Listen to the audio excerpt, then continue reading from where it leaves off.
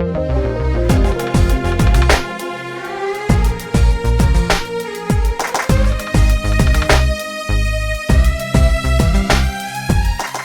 వాక్య సందేశంలోనికి ప్రవేశిద్దాం. ప్రార్థన. పరిశుద్ధుడు అయినటువంటి మా ప్రియ పరలోకపు తండ్రి, జీవం గల నాయన, మహిమ గల గొప్ప దేవ, మీ ప్రియ కుమారుని శుభప్రదమైన నామములో మేమందరము కలిసి రీతిగా కూడుకొని శిలువ సింహాసనం యొద్ద నుండి మేమందరము కలిసి మీ వైపు చూచుటకు మరొక మారు మీరు మాకు ఇచ్చినటువంటి భాగ్యమును బట్టి స్తుతులు చెల్లిస్తూ ఉన్నాం. ఈ 2025వ సంవత్సరంలో చివరి మాసములోనికి మమ్మల్ని నడిపించి ఇటు రీతిగా ఈ నూతన ఆదివారపు దినమున పరిశుద్ధమైన మీ పాద సన్నిధిలో మేము కూడుకొని మిమ్మల్ని స్తుతించుటకు, ఘనపరుచుటకు, మీ మాటలు మేము ధ్యానించుటకు మీరు మాకు ఇచ్చిన ఆయుష్ను బట్టి, అనుకూలతను బట్టి, ఆశీర్వాదమును బట్టి స్తుతులు చెల్లిస్తున్నాం. ఈనాటి వాక్య ధ్యానము నిమిత్తము ప్రభువా, మీ ఆత్మ సహాయమును సమృద్ధిగా మాకు ప్రసాదించమని, వినువారు మాత్రముగా ఎవరు ఉండకుండా మా మనోనేత్రములను మరింత మేము మీ మాటల ద్వారా వెలిగించుకున్నట్టుకు సహాయము చేయమని యేసు ప్రభువారి మహిమగల నామములోనే ప్రార్థన మనవులు మీకే సమర్పించుచున్నాము తండ్రి. ఆమెన్. ప్రభునందు ప్రియులారా, క్రీస్తు మధ్యవర్తిత్వ కార్యాలయం అను ఒక ప్రత్యేకమైన అంశమును మనము ధ్యానిస్తున్నాం. ఇంతవరకు 3 భాగాలు మనము ముగించుకొని ఈరోజు 4వ భాగంలోనికి ప్రవేశిస్తున్నాం. తిమోతి గారికి రాసిన మొదటి పత్రిక 2వ అధ్యాయం 5వ వచనమును ముఖ్య వచనంగా మనం తీసుకొని మాట్లాడుతున్నాం. దేవుడు ఒక్కడే, దేవునికిని నరులకును మధ్యవర్తియు ఒక్కడే, ఆయన క్రీస్తు యేసు అను నరుడు. ఇన్ని వారాలుగా మనం మాట్లాడుకుంటున్నాము గనుక ఇప్పటికే దీనిపై కనీస అవగాహన మనకు వచ్చే ఉండాలి. ఆదియందు వాక్యం ఉండెను, వాక్యము దేవుని యొద్ద ఉండెను, వాక్యము దేవుడై ఉండెను, ఆ వాక్యము శరీరధారి అయి కృపాసత్య సంపూర్ణుడిగా మన మధ్య నివసించెను. అది యేసుక్రీస్తు ప్రభు యొక్క ఒరిజినల్ ప్రొఫైల్. ఆయన దేవుడు అన్నది ఒరిజినాలిటీ. బైబిల్ అంటోంది ఆయన తనను తాను తగ్గించుకున్నాడు అని. తగ్గించుకొని ఏం చేశాడు అని ప్రశ్న వేయాలి. తగ్గించుకున్నాడు అన్న మాటలోనే ఆయన దిగొచ్చాడు. తన స్థాయి లేదా తన స్థితి ఏదైతే ఉంటుందో అక్కడ నుంచి ఆయన దిగాడు.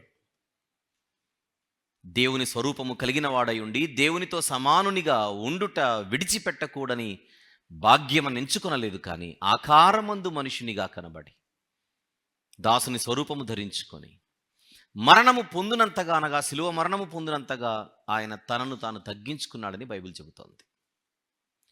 తగ్గించుకున్నాడు అన్న కీ పాయింట్ గనక మనకు మైండ్లో లేకపోతే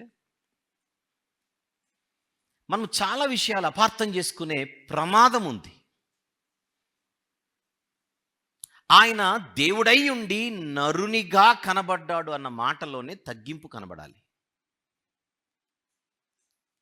నరునిగా ఆయన రావడం అనగా బైబిల్ అంటుంది మధ్యవర్తిగా రావడం అంటుంది. అంటే నరుడు మధ్యవర్తిగా కనబడుచున్నాడు.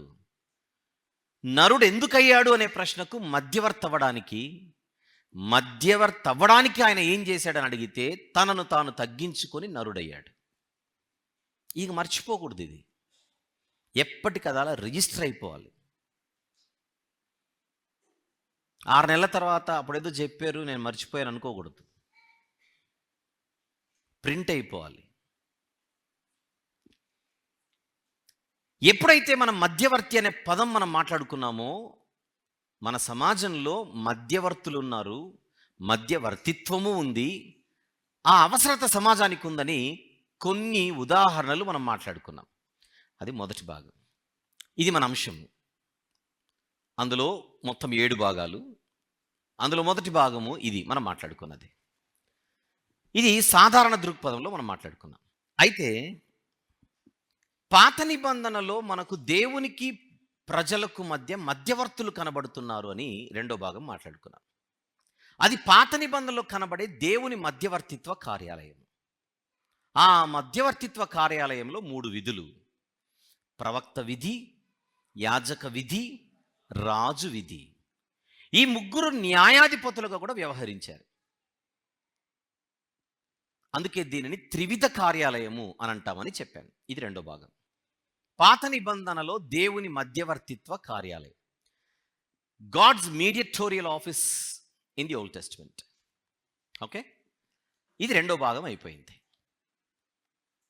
ఆ తర్వాత మూడవ భాగము ఏంటి? మనం మూడో భాగం మాట్లాడుకుంది ఆన్ ద స్క్రీన్ చూపించే క్విక్. రెండో భాగం మనం మాట్లాడుకుంది ఏమిటి? సెకండ్ పార్ట్ చూపించు. Old Testament. What is the third part? పాత నిబంధనలో మధ్యవర్తిత్వ కుమారత్వం, mediatorial sonship in the Old Testament. అంటే ఈ ముగ్గురు ఎవరైతే ఉన్నారో, ఎవరు? ప్రవక్తలు కానీ, యాజకులు కానీ, రాజులు కానీ, దేవునికి వాళ్ళు ప్రత్యేకమైన కుమారులుగా మనకు కనబడుతున్నారు. ఓకే, అది మూడవ భాగం మనం మాట్లాడుకున్నాం. దేవుడు సృష్టికర్త గనుక పుట్టించిన వాడు అందరికీ తండ్రి. ఆయన ఎవరినైతే పుట్టించారో వాళ్ళందరూ కూడా ఆయనకు పిల్లలే, కుమారులే. కానీ ఇదొక ప్రత్యేకమైన కుమారత్వము, మీడియేటోరియల్ సన్షిప్ అంటారని సుదీర్ఘంగా మాట్లాడుకున్నాం. అది థర్డ్ పార్ట్. ఇవన్నీ మాట్లాడుకున్న తర్వాత ఇది పాత నిబంధన. అయితే ఒక్కసారి క్రొత్త నిబంధనలోని ప్రవేశిస్తే, క్రొత్త నిబంధనలో మనకు ఒకే మధ్యవర్తి కనబడుచున్నారు. ఆయనే ప్రభు అయిన యేసుక్రీస్తు వారని ఇప్పుడే మనం వచనం చదువుకున్నాం. తిమోతి గారికి వ్రాసిన మొదటి పత్రిక 2:5. ఎవరైనా యేసుక్రీస్తు ప్రభు. ఆయన మధ్యవర్తి అన్నప్పుడు పాత నిబంధనలో ఆల్రెడీ మనకు ఒక బ్యాక్గ్రౌండ్ కనబడుతోంది, నేపథ్యం. ఆ నేపథ్యంలో మధ్యవర్తులు ఎవరైతే ఉన్నారో అందులో ప్రవక్తలు ఉన్నారు, యాజకులు ఉన్నారు, రాజులు ఉన్నారని చూసినప్పుడు యేసుక్రీస్తు ప్రభు గురించి పాత నిబంధనలో ఉన్న ప్రవచనాలు ఏవైతే ఉన్నాయో ఆ ప్రవచనాలలో ఆయన ప్రవక్తగా వస్తాడన్న ప్రవచనాలు ఉన్నాయి. ద్వితీయోపదేశకాండం 18వ అధ్యాయం 15-18. ఆయన యాజకునిగా వస్తాడని కూడా ఉంది ప్రవచనం. 110వ కీర్తన 4వ వచనంలో ఆయన రాజుగా కూడా వస్తాడని బైబిల్ చెప్పింది 2వ కీర్తనలో, ఇంకా పలు వచనాలలో. అంటే పాత నిబంధనలో ఆయనను గురించిన ప్రవచనాలలో ప్రవక్తగా వస్తాడు, యాజకునిగా వస్తాడు, రాజుగా వస్తాడని మనం చూసినప్పుడు మధ్యవర్తిత్వ కార్యాలయం ఏదైతే ఉందో అది క్రొత్త నిబంధనలో క్రీస్తు మధ్యవర్తిత్వ కార్యాలయంగా కనబడుచు అందులో ఆయన ఒక్కడు మాత్రమే ఈ 3 విధులను నెరవేర్చబోచున్నాడని పాత నిబంధన ముందే మనకు హింట్ ఇచ్చింది. దానిని నెరవేరుస్తూ ఆయన ఈ లోకానికి వచ్చి అద్భుతంగా ఆ నెరవేర్పులో కనబడుచున్నట్టుగా మనకు కనబడుతోంది. మత్తయి సువార్తలో ఈ సందర్భంగా ఒక దృఢమైనటువంటి మాటను మనం చూద్దాం. 5వ అధ్యాయం మత్తయి సువార్త. మత్తయి సువార్త 5వ అధ్యాయం 17వ వచనము చూద్దాం. ధర్మశాస్త్రమునైనను ప్రవక్తల వచనములైనను కొట్టివేయవచ్చితినని తలంచవద్దు, నెరవేర్చుటకే గాని కొట్టివేయుటకు నేను రాలేదు అన్నాడా?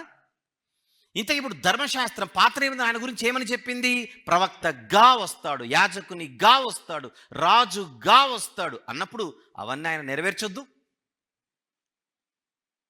అందుకే ఈ భూమి మీద ఆయన ఈ లోకంలో మధ్యవర్తిగా కనబడుచున్నాడు, మధ్యవర్తిత్వ కార్యాలయంలో కనబడుచున్నాడు. ఒక మిషన్, పరిచర్య, పని, మధ్యవర్తిత్వ పని, మధ్యవర్తిత్వ పరిచర్య, మీడియేటోరియల్ మిషన్. మిషన్ అంటే పని. పనిని బట్టి లోకానికి వచ్చాడు ఆయన. ఏమిటా పని అని అడిగితే మీడియేటోరియల్ వర్క్. కుదిరితే మనకు యూట్యూబ్లో ఇప్పుడు ఏ ఛానల్ అయితే మీరు మనకుందో లైవ్ ఇవ్వడానికి, BTM ఇన్ఫో క్లిప్స్, అందులో ఈరోజు ఉదయం యాప్రాల్లో అభిషేకము అనే ఒక అంశం గురించి నేను మాట్లాడాను. ఇది ఇండైరెక్ట్గా ఇప్పుడు నేను మాట్లాడుచున్న దానికి కనెక్ట్ అయి ఉంటుంది, రిలేటెడ్గా ఉంటుంది. అంటే ఈ అవగాహనను మరింత మీరు పెంచుకోవడానికి కుదిరితే రేపో ఎల్లుండో ఆ లైవ్లో ఉన్న మెసేజ్ని ఖచ్చితంగా వినండి. మరింత అది బలాన్ని మీకు చేకూరుస్తుంది. నేను ఇప్పుడు అక్కడికి వెళితే మళ్ళీ డైవర్ట్ అయిపోతుంది, నేను మళ్ళీ ఆ టాపిక్ వేరు కనుక అక్కడికి వెళ్ళట్లా. కానీ దాన్ని మీరు యాడ్ చేసుకోమని చెబుతున్నా. రైట్. ధర్మశాస్త్రమునైనను ప్రవక్తల వచనములనైనను కొట్టివేయ వచ్చితినని తలంచవద్దు. నెరవేర్చుటకే గాని కొట్టివేయుటకు నేను రాలేదు. మరి నెరవేర్చాలిగా. అందుకే ఈ లోకంలో ఆయన భూమి మీద మధ్యవర్తిగా కనబడుచున్నాడు. ఇది పోయిన వారం మనము సుదీర్ఘంగా మాట్లాడుకున్నాం. అది 4వ భాగం. చూద్దాం. భూమి మీద క్రీస్తు యొక్క మధ్యవర్తిత్వ కార్యాలయం, Christ's mediatorial office on the earth ఇక్కడ వరకు పూర్తయింది. అక్కడి నుంచి మనము కొనసాగిద్దాం. ఇప్పుడు భూమి మీద క్రీస్తు యొక్క మధ్యవర్తిత్వ కార్యాలయం అని చూసాం 4వ భాగంలో.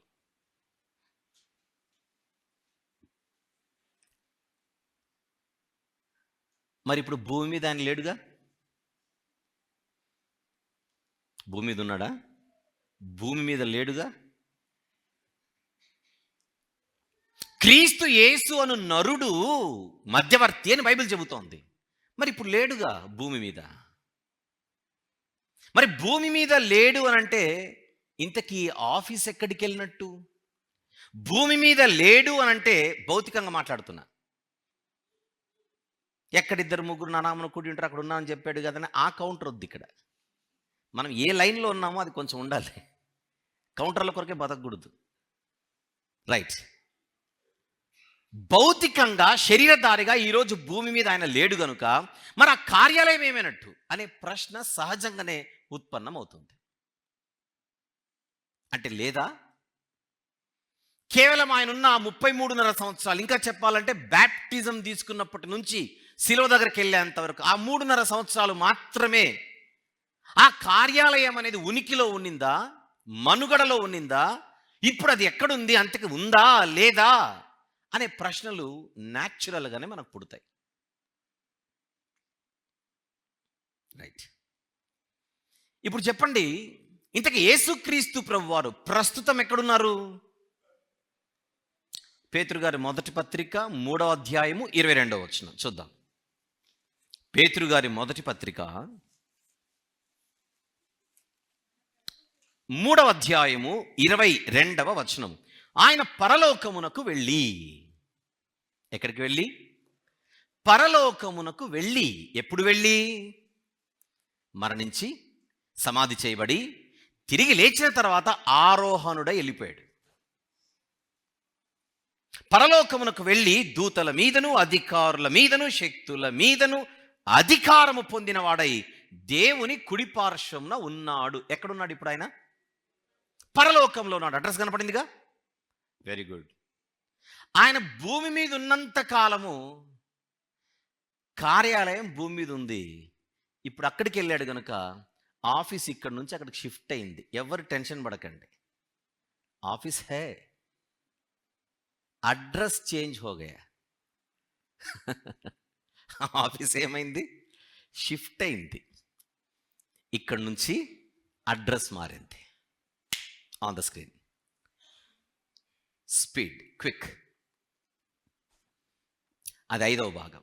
పరలోకములో క్రీస్తు యొక్క మధ్యవర్తిత్వ కార్యాలయము అని రాసుకుందాం. Christ's mediatorial office in heaven.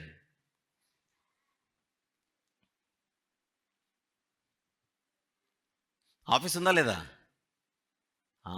Office మూయబడింది అనుకుంటున్నారేమో. నో, ఆఫీస్ ఉంది. అక్కడ నుంచి ఆపరేషన్లో ఉంది. ఎక్కడి నుంచి? పరలోకము నుండి కార్యకలాపాలు నడుస్తున్నాయి. ఇప్పుడు మధ్యవర్తిత్వ కార్యకలాపాలు ఇప్పుడు పరలోకం నుంచి నడుస్తున్నాయి. ఎలా? అసలు మధ్యవర్తిత్వ కార్యాలయంలో ఎన్ని విధులు ఉంటాయని మాట్లాడుకుంటూ వస్తున్నాం? 3.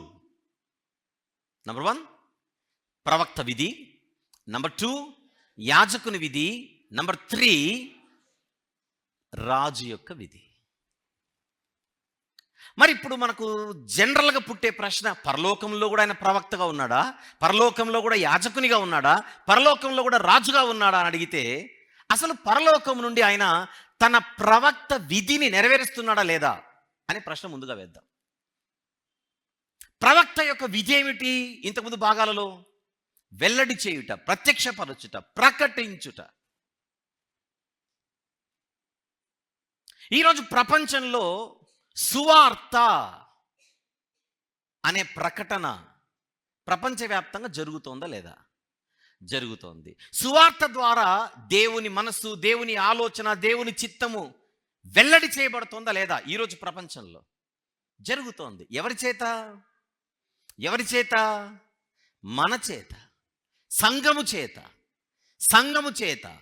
మీరు లోకమునకు వెలుగై ఉన్నారు, మీరు లోకమునకు ఉప్పై ఉన్నారు.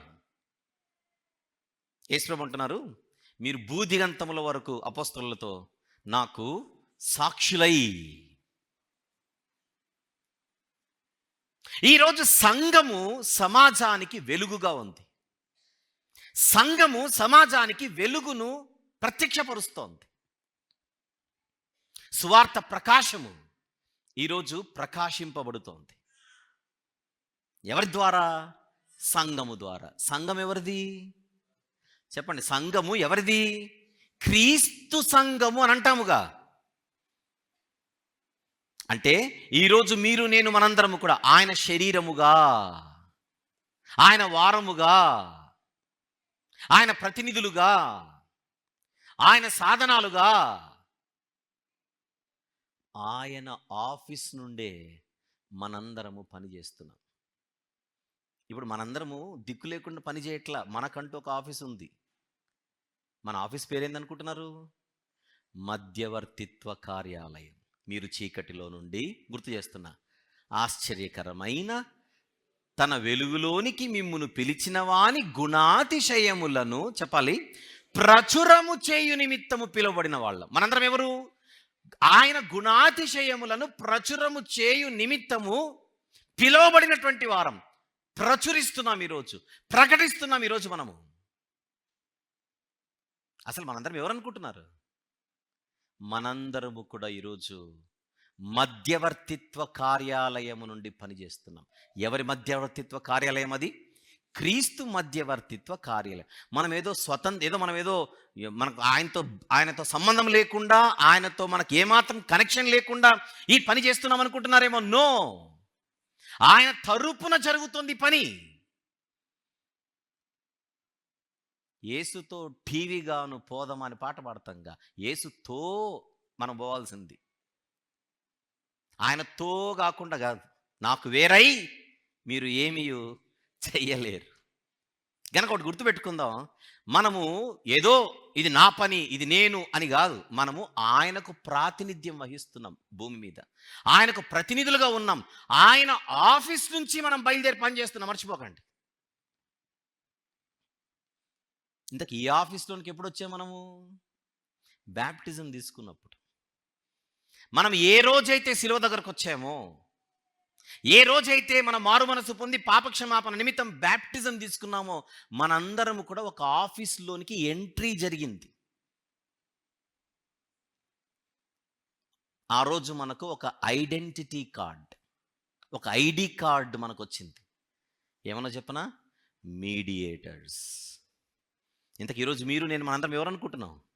దేవునికి, భూమి మీద ఉన్న ప్రజలకు మధ్యవర్తులం. ఎప్పుడైతే మనం వాక్యము చేత పట్టుకొని సువార్తను ప్రకటిస్తామో, మనం ఏ విధిలో ఉన్నట్టు? ప్రవక్త విధిలో ఉన్నట్టు, వెల్లడి చేసే ఫంక్షన్లో ఉన్నట్టు, ప్రకటించే పనిలో ఉన్నట్టు, ప్రచురించే పనిలో ఉన్నట్టు. ఏంటో అంటే నాకు భూమి మీద దిక్కు దివానా లేదు అనుకోకూడదు. ఎందుకు లేదు? మంచి ఆఫీస్లో ఉన్నాం మనం. సాటి లేని కార్యాలయం అది. ఒక అద్భుతమైన పరిచర్య అది. అవలేదు. మనం ఏం చేస్తున్నాం? ఒక వ్యక్తికి బయట స్వార్థ ప్రకటించి ఆ వ్యక్తిని ఎక్కడికి తీసుకొని వస్తున్నాం? సిలువ వద్దకు తీసుకొని వస్తున్నాం. సిలువ దగ్గరికి తీసుకొని వస్తున్నాం. సిలువ దగ్గరికి తీసుకొని వచ్చి ఆ వ్యక్తిని ఏం చేస్తున్నాం? దేవునితో సమాధాన పరుచుచున్నాం. సమాధాన పరిచే విధి ఏ విధి? యాజక విధి. మనం యాజకులమేనా? యాజక సమూహం అంటోంది మనల్ని చూసి బైబిల్. మనము కేవలము ప్రకటించే వాళ్ళం మాత్రమే కాదు, సమాధాన పరిచే చెప్పాలి యాజకులం. సమాధాన పరుచువారు ధన్యులు, వారు దేవుని కుమారులు అనబడుదురు. నేను పుట్టుకతోనే దేవుని కుమారుని అంటే అది వేరు. తర్వాత దయ్యానికి కుమారుడు కాలేదా? మీరు మీ తండ్రి యగు అపవాది సంబంధులు. సమాధాన పరచువారు ధన్యులు, వారు దేవుని కుమారులు అనబడుదురు. దేవుని కుమారులు అనబడుదురు. ఉన్న సమాధానాన్ని పోగొట్టే వాళ్ళు అన్యులు, ధన్యులు కాదు. వారు అపవాది కుమారులుగా స్టాంప్ వేయబడుదురు. కొంతమందికి ఆ జబ్బు ఉంటుంది, ఉన్న సమాధానాన్ని తీసేస్తుంటారు అనమాట. అగ్గిపుల బ్యాచ్ ఏమీ లేకుండా అలా ముట్టిస్తుంటారు. ఆరిపోతుంటే భరించలేరు, మళ్ళీ ఒక పెట్రోల్ ఏదో ఒకటి వేస్తారు దాని మీద. భగ మండాలి, నీలో పగ ఎప్పుడు ఉండాలి. కానీ దేవుని పిల్లలు ఎవరు? సమాధాన పరిచేవారు. ఈరోజు మీరు, నేను, మనందరము కూడా. అందుకే ఎప్పుడు గుర్తుపెట్టుకుందాం, ఒకరి గురించి ఎవరైనా మనతో చెబితే అది ఇక్కడే సమాధి అవ్వాలి. ఎప్పుడెప్పుడు చెప్పాలా ఎంటర్టైన్మెంట్.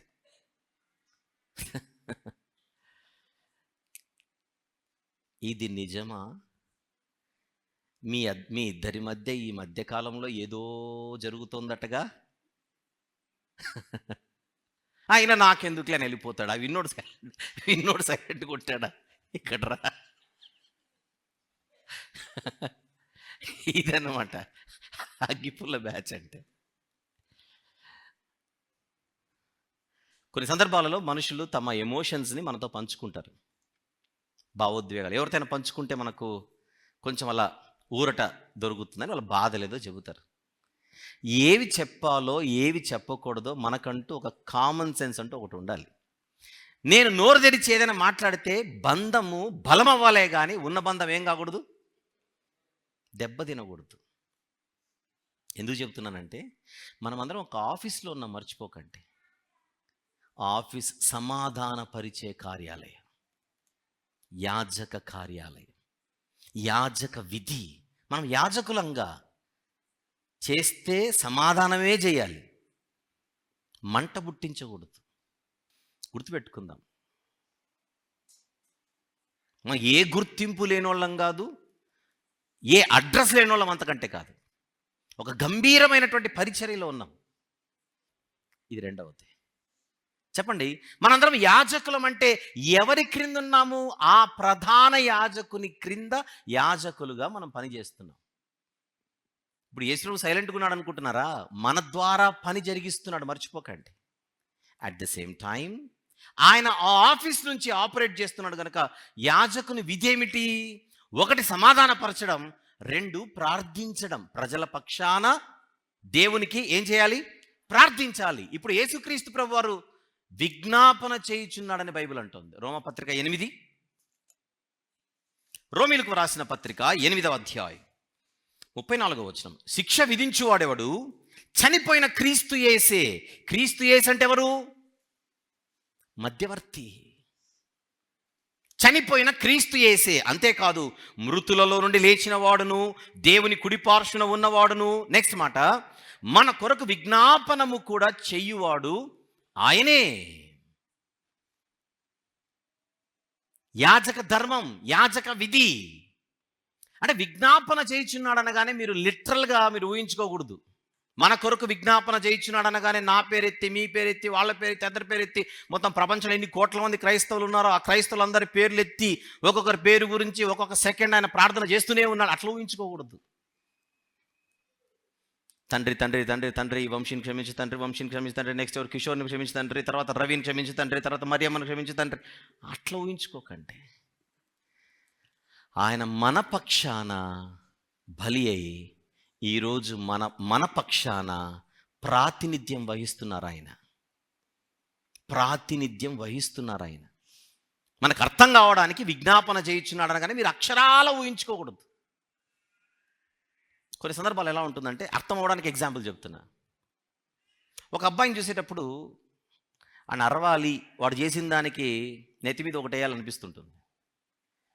కానీ వాటితోనే అంటాం, మీ నాన్నగారి ముఖం చూసి నిన్నేమనట్లేదురా, వెళ్ళిపో అని అంట.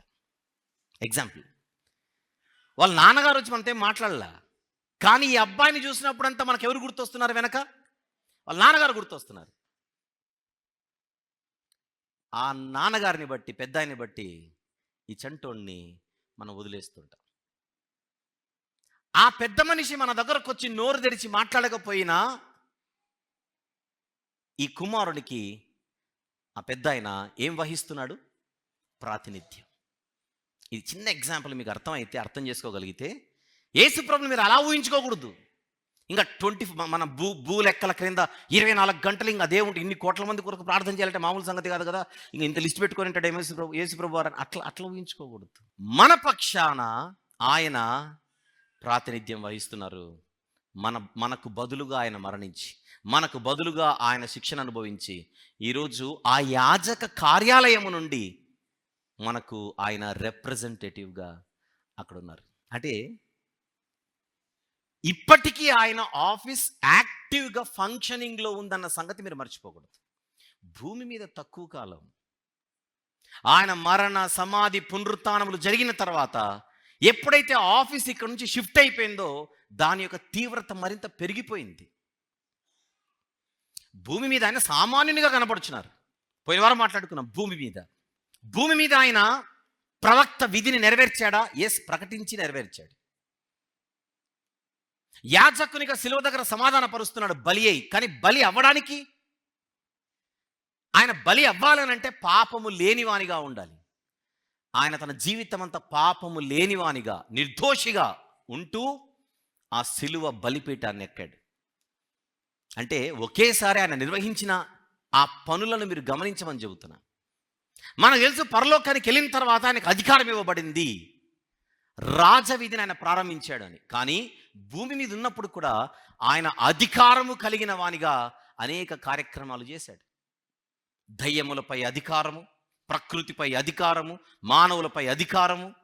పైపెచ్చి శిష్యులతో చెబుతున్నాడు, నన్ను మీరు ప్రభువా అని పిలుచుచున్నారు. నిజమే, నేను ప్రభువునే. నీవు రాజువా అని అడుగుతున్నాడు పిలాతు. 3 రోజుల తర్వాత అవుతానని చెప్పలా. నువ్వు అన్నట్టు నేను రాజునే.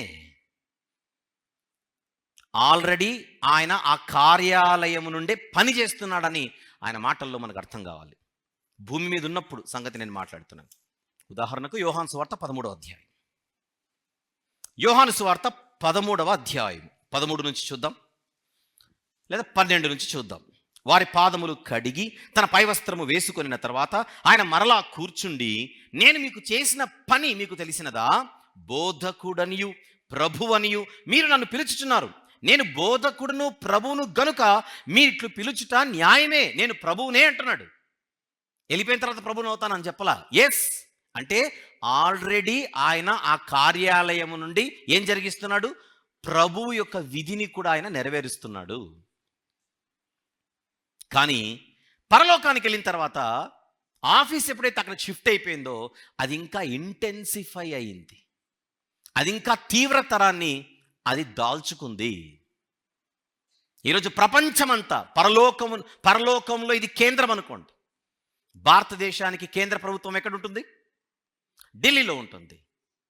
ఈరోజు ప్రపంచమంతా ఈ మధ్యవర్తిత్వ కార్యకలాపాలు జరుగుతున్నాయి. కానీ దీని కేంద్ర కార్యాలయం ఎక్కడుంది? పరలోకంలో ఉంది.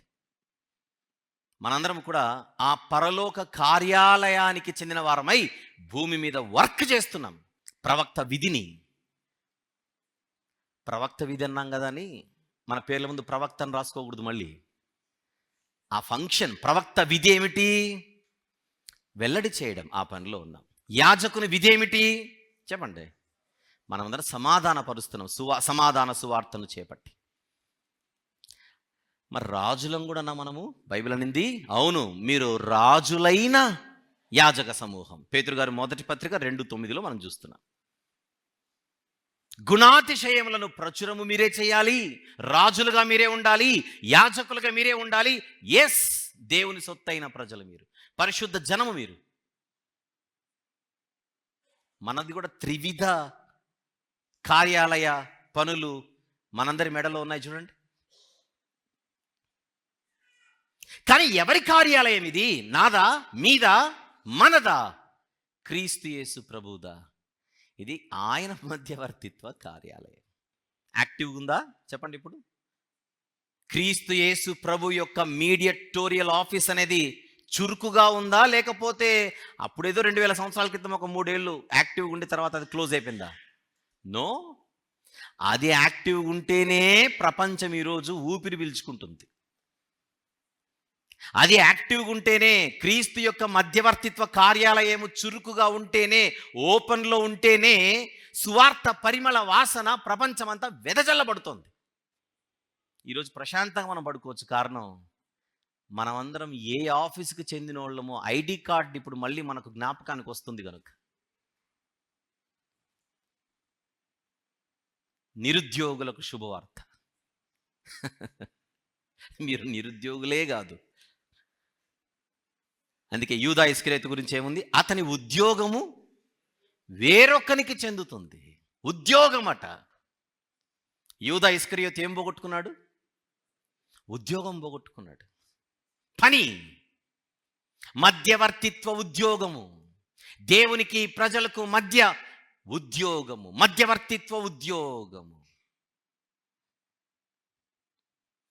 ఈరోజు కొంతమంది చేతి వరకు వచ్చిన దాన్ని పోగొట్టుకుంటూ ఉంటారు. కన్నవాటిని, విన్నవాటిని పంచుకోవచ్చు, పంచుకోరు. చెప్పండి, యేసుప్రభు గురించి ఇన్ని సంవత్సరాల కాలంలో 2 మాటలు చెప్పలేమా పక్కన వాళ్ళకి? గళము ఉంది గనుక, కానీ చెయ్యం. మనకు మనమే చెప్పుకుంటాం, ఎదురు వాళ్ళకి ఏం చెప్పాం? ఏమని? నీకంత సీన్ లేదు, నోరు మూసుకో అని. నీకంత టాలెంట్ లేదు, నోరు మూసుకో అని.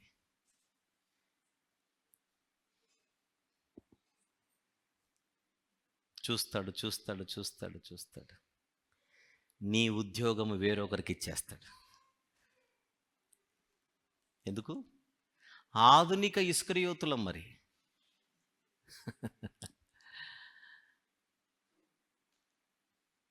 దయ్యం పట్టడం అంటే అదే.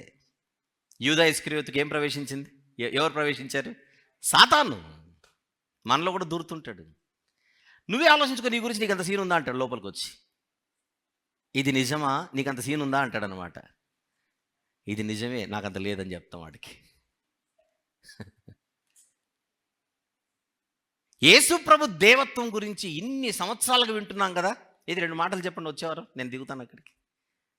అమ్మా, నీకు దండం సావి, ముందే చెప్పే, వచ్చేవారు నేను వస్తే కదా.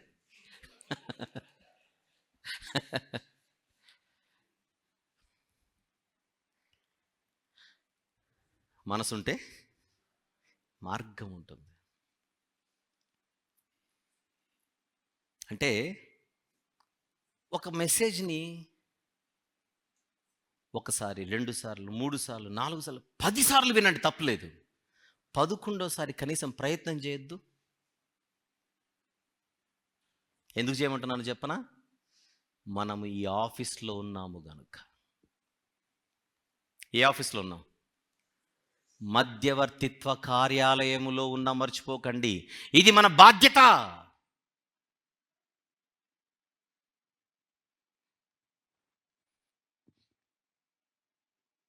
శిష్యులతో చెబుతున్నాడు, పరిశుద్ధాత్ముడు వస్తాడు, మీరు శక్తి నొందెదరు, భూదిగంతముల వరకు మీరేం చేయాలి? నాకు సాక్షులుగా ఉండాలి. ప్రభువా, నువ్వు చెప్పినంత గొప్పగా చెప్పలేం ప్రభువా అనకూడదు. ఇల్లు చెప్పాలి. నిజమే, యేసు ప్రభు చెప్పినంత చెప్పలేరు, కానీ చెప్పాలి.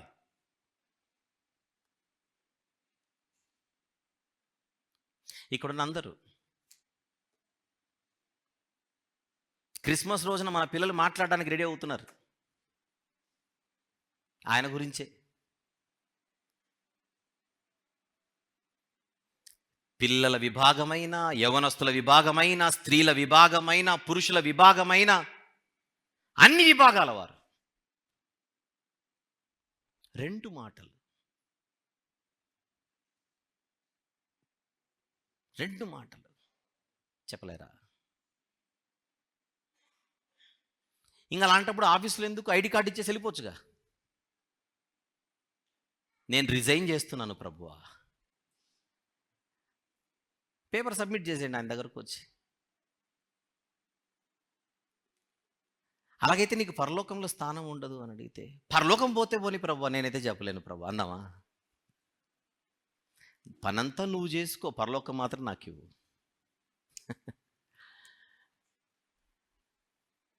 అసలు మన ఐడెంటిటీ ఏంటో మనకు తెలియకపోయినే, మనం ఏంటో మనకు అర్థం కావట్లేదే. ఎన్ని మార్లు చదవలేదు, మీరు చీకటిలో నుండి ఆశ్చర్యకరమైన తన వెలుగులోనికి మేము పిలిచిన వాణ్ణి గుణాతిశయములను డాష్. మాకు సంబంధం లేదు, వెళ్ళిపోండి అక్కడికి. రాజులైన యాజకు 10 మంది ప్రచురం చేయ నిమిత్తం మనకు సంబంధంలా.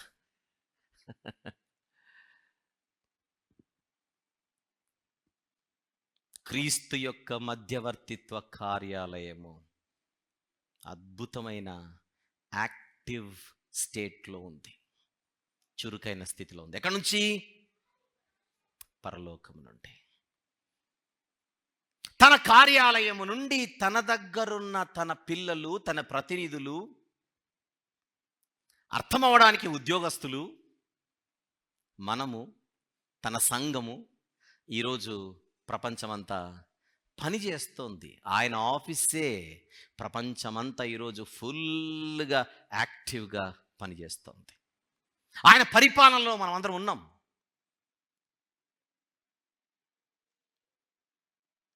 అందుచేత ఈరోజు ఆయన మధ్యవర్తిత్వ కార్యాలయము పరలోకంలో ఉంది అన్న సంగతి గుర్తిద్దాం. అది నంబర్ 5. చూపించు. నంబర్ 5 మరొకసారి. పరలోకములో క్రీస్తు యొక్క మధ్యవర్తిత్వ కార్యాలయం, Christ's mediatorial office in haven.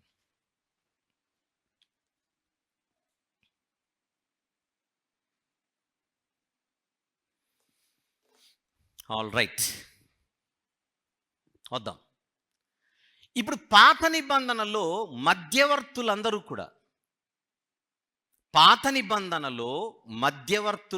కూడా, ఏమిగా పిలువబడుతున్నారు? ఒక ప్రత్యేకమైన కుమారత్వం అంటూ వాళ్ళకు ఒకటి ఉందని మాట్లాడుకుంటున్నాంగా. ఉందా? పాత నిబంధనలో మధ్యవర్తులకి ఏ సన్షిప్ ఉంది? స్పెషల్గా మధ్యవర్తిత్వ కుమారత్వం ఉంది. సొలొమోను గారి గురించి మాట్లాడుకున్నాం మనం. అందుకే మళ్ళీ చెబుతున్నా, ఎవరైనా సరే ఇంతకు ముందు మనం మాట్లాడుకున్నవి మీరు విస్మరించిది వింటే అర్థం కాదు. ఇంత మాట్లాడుకున్నాం కదా అని కొన్ని కోట్ చేసి వెళ్ళిపోతున్నా. మధ్యవర్తిత్వ కుమారత్వం అనేది ఒకటి ఉందని మనం పోయినసారి మాట్లాడుకున్నామా లేదా? పోయిన వారాలలో. అవును, అంటే ఎవరైతే మధ్యవర్తిగా దేవునికి ప్రజలకు మధ్య ఉంటారో వారికి ఒక ప్రత్యేకమైనటువంటి కుమారత్వం ఉంది. ఆ కుమారత్వం అన్నది నిర్వహణకు సంబంధించినది, కార్యనిర్వహణకు సంబంధించినది. పాతకాలంలో ఓల్డ్ ఇంగ్లీష్ అంటారు కదా, ప్రాచీన ఇంగ్లీష్, పాత ఇంగ్లీష్లో నిర్వహణను ఎకానమీ, గృహ నిర్వహణ, హౌస్ హోల్డ్ ఎకానమీ అనేవారు. ఎందుకు చెప్తున్నానంటే, సొలొమోను గారిదైనా 82వ కీర్తనలో మీరు సర్వోన్నతుని కుమారులని ఏ మాట అయితే ఉందో, ఇదంతా నిర్వహణ కుమారత్వము అని అంటారు దాన్ని. ఎకనామికల్ సన్షిప్, ఇదంతా నిర్వహణకు సంబంధించింది. మధ్యవర్తిత్వ కార్యాలయం పేరే కార్యాలయం, అంటే కార్యానికి సంబంధించినది. నిర్వహణ కుమారత్వం, మధ్యవర్తిత్వ కుమారత్వం. పుట్టడము వలన కాదు, భూమి మీద పుట్టడం వలన వచ్చిన కుమారత్వం కాదది. ఇంతకుముందు మనం మాట్లాడుకున్నాం కనుక.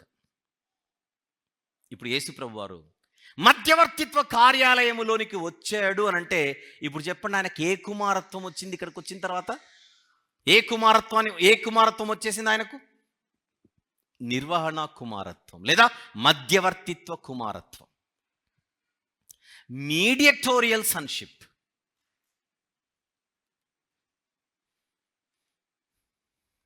ఆ వాక్యము శరీరధారి కృపా సత్య సంపూర్ణుడిగా మన మధ్య నివసించినని చూస్తున్నామే. ఎప్పుడైతే ఆయన మధ్యవర్తి తనను తాను తగ్గించుకొని మధ్యవర్తి అయ్యాడో, తనను తాను తగ్గించుకొని మధ్యవర్తి, ఇది నొక్కుతున్నాను గట్టిగా, కొంతమంది దీన్ని జీర్ణించుకోలేకపోతున్నారు. అంటే యేసుప్రభు ఒరిజినల్గా మధ్యవర్తి కాదట. ఈయన బోధ ప్రకారంగా, ఈయన లెక్క ప్రకారంగా తగ్గించుకుంటే అయ్యాడట అని నోరెళ్ళబెడుతున్నారు. అవును, నువ్వు అన్నింది నిజమే, తగ్గించుకుంటేనే మధ్యవర్తి అయ్యాడు. నేను అదే అనింది. దేవునికి స్తోత్రం, నీకు బాగా అర్థమైంది. తగ్గించుకుంటేనే మధ్యవర్తి అయ్యాడు, ఒరిజినల్గా మధ్యవర్తి కాదు ఆయన.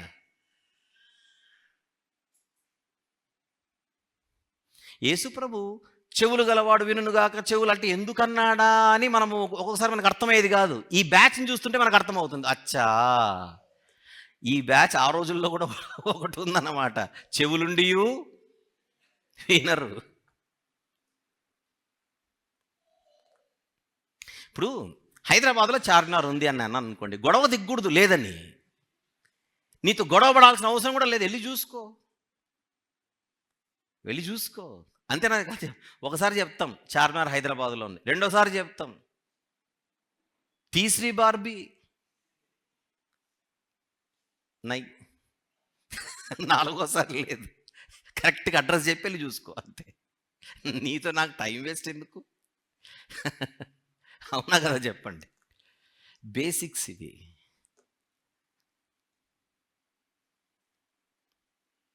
యేసుక్రీస్తు ప్రభువారు కుమారునిగా పిలువబడేటప్పుడు మనకు ముఖ్యంగా సువార్త పుస్తకాలలోను తరచు మనకు ఆయన గురించి, ఆయన కుమారత్వం గురించి మనం చదివేటప్పుడు మనం గుడ్డిగా దాన్ని తీసుకొని ఎక్కడికో అప్లై చేయకూడదు. చాలాసార్లు చెప్పాను, ఇంకొకసారి చెప్తాను. మార్కు సువార్త 6వ అధ్యాయం, జస్ట్ మీరు ఆలోచించడానికి. మార్కు సువార్త 6వ అధ్యాయం 3వ వచనం చూడండి ఒకసారి. 3వ వచనం ఏముంది అక్కడ? ఇతడు మరియ కుమారుడు కాడా అనుంది. కుమారుడు అనుంది కదా అని చెప్పేసి ఈ కుమారత్వాన్ని తీసుకొని దేనికి అప్లై చేస్తారు? ఆమెకే అప్లై చేయాలి. అది అక్కడ వరకే. ఈ కుమారత్వానికి ఒక పరిమితి కలదు. Yes or no? ఈ కుమారత్వానికి ఒక పరిధి కలదు. ఏమిటా పరిధి? మరియమ్మ గారికి యేసు ప్రభుకు, వాళ్ళిద్దరికి మధ్య. చెప్పాలంటే యోసేపు గారికి కూడా సంబంధం లేదు. అది భౌతిక కుమారత్వం. అది లూకా సువార్త 3వ అధ్యాయం 23వ వచనం. లూకా సువార్త 3:23. యేసు బోధింప మొదలు పెట్టినప్పుడు ఆయన దాదాపు 30 ఏండ్ల ఈడు గలవాడు. ఆయన యోసేపు కుమారుడని ఎంచబడెను. మార్కు సువార్తలో మరియమ్మ గారి కుమారుడు, లూకా సువార్త 3:23లో యోసేపు కుమారుడు అని ఉంది. మీరు జనరల్గా ఆలోచించండి, ఆ కుమారత్వము ఈ కుమారత్వం ఒకటేనా? చెప్పాలి కాదే. సమాజంలో యోసేపు గారి కుమారునిగా పిలువబడ్డాడు. అది సాంఘిక కుమారత్వం, సోషల్ సన్షిప్. అది మరియమ్మ గారితో భౌతిక కుమారత్వం, బయోలాజికల్ సన్షిప్. అది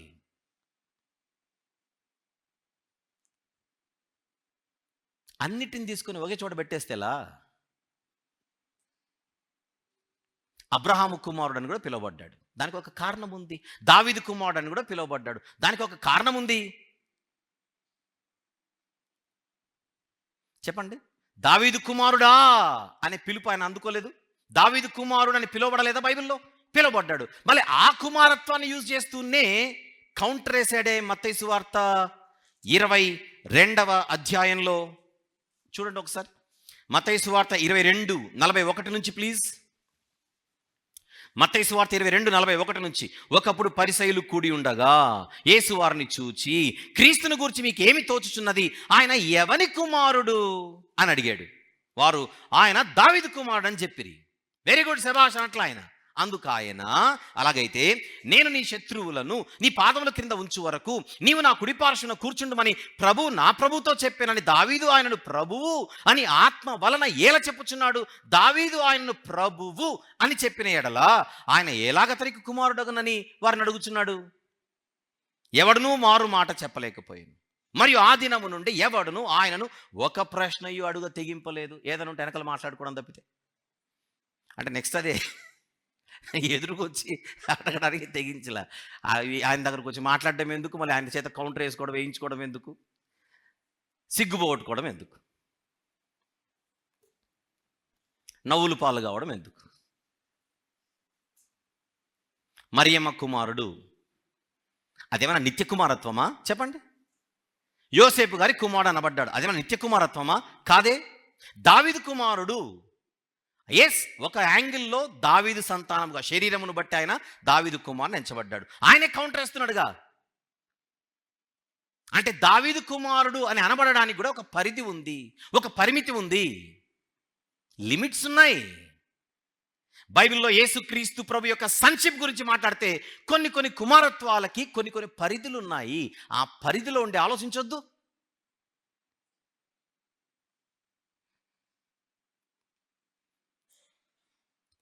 ఆయన నరునిగా ఈ లోకానికి వచ్చాడంటేనే మనకు అర్థం కావాలి పరిమితి గల స్థితిలోనికి వచ్చాడు అని. నరుడిగా ఉండడం అంటే అర్థం ఏంటి? ఎన్నో లిమిటేషన్స్ ఉంటాయి, ఎన్నో పరిమితులు ఉంటాయి. ఆ పరిధిలో ఉండి ఆయన నడిచాడు. ఆకలి ఎందుకైంది? నరుడు అనే జోన్లో ఉన్నాడు గనుక. దాహం ఎందుకైంది? ఈ జోన్లో ఉన్నాడు గనుక. అలసట ఎందుకు వచ్చింది? ఆ జోన్లో ఉన్నాడు గనుక. వయసునందును జ్ఞానమందును వర్ధిల్లాడు. వయసులో వర్ధిల్లడం ఏమిటి? వర్ధిల్లాడు. ఎందుకు? నరునిగా. జ్ఞానమందు వర్ధిల్లడం ఏమిటి? నరునిగా. పొడిస్తే రక్తం ఎందుకు వచ్చింది? నరునిగా. చంపితే ఎందుకు చనిపోయాడు? నరుడు గనుక. ఆ జోన్లో జరిగింది ఇదంతా. బయట వాళ్ళు అంటారు, మీ యేసుప్రభు దేవుడైతే ఎవడో చంపితే ఎందుకు చచ్చిపోయాడు అని అడుగుతారు. వాళ్ళు బయట వాళ్ళు తెలియదు కనుక. నువ్వు చెప్తున్నావు కదా నువ్వు లోపల ఉన్నోడివే అని, మరి బుద్ధి ఉండక్కర్లా? ఆయనను చూసి బయట వాళ్ళు తక్కువగా మాట్లాడితే, నేను లోపలున్నోని అనుకుంటూ నువ్వు మాట్లాడుతుంది ఏంటి తేడా? అలాంటి వాళ్లకు ఆన్సర్లు చెప్పాల్సిన స్థితిలో మనం ఉండాలి. ఆయన స్థాయిని, ఆయన స్థితిని తగ్గించి మాట్లాడుతుంటే సమాధానం చెప్పే స్థితిలో నువ్వు నేను మనం ఉండాలి. నేను లోపల నన్ను చెబుతూ నువ్వే బుల్లెట్లు ఇసిరితివి ఆయనపై. హెబ్రీ పత్రిక 5వ అధ్యాయం. ఇప్పుడు చెప్పండి, నేను ఒక వచనం చూపిస్తాను, అది ఏ కుమారత్వానికి సంబంధించిందో మీరు చెప్పాలి. హెబ్రీ పత్రిక 5వ అధ్యాయము 8వ వచనం. 8వ వచనం. ఆయన కుమారుడయుండియు తాను పొందిన శ్రమల వలన విధేయతను నేర్చుకొనెను. కుమారుడు విధేయత నేర్చుకోవడం ఏమిటి? కుమారుడు విధేయత నేర్చుకోవడం ఏమిటి? ఆగాలి వెంటనే. ఇది ఏ కుమారత్వము? ఆగాలి. ఏ కుమారత్వం ఇది? చెప్పేయండి. మధ్యవర్తిత్వ కుమారత్వం. నరుడిగా వచ్చినప్పుడు ఆపాదించబడిన కుమారత్వం, పరిమితులు కలిగిన కుమారత్వం. అంటే మీరు ఈ విధేయతను నేర్చుకోవడం అనే మాటను తీసుకొని ఆయన నిత్యత్వానికి మీరు ఆపాదించేశారనుకోండి. ఇప్పుడు పాపం యేసుప్రభుకి ఒకప్పుడు విధేయత అంటేనే తెలియదు. నెమ్మదిగా ఎప్పుడో ఒకానొక కాలంలో ఆయన నేర్చుకున్నాడు అని ఆపాదిస్తారా? ఏ మాటను, ఏ పదాన్ని, ఏ పరిధిలో ఆపాదించాలి? అది కదా విభజన అంటే. మీలో ఎవరికైనా ఏమైనా కన్ఫ్యూజన్ ఉందా? ఆయన కుమారుడు ఉండి విధేయత నేర్చుకోనేను. ఎందుకు? మీకు అర్థమైపోయింది. డివిజన్. అన్ని కుమారత్వాలు ఒకే కుమారత్వాలు కాదు అని క్లారిటీ మీకు వచ్చిన తర్వాత దేన్ని ఎక్కడ సెట్ చేయాలి, దేన్ని ఎక్కడికి ఆపాదించాలి?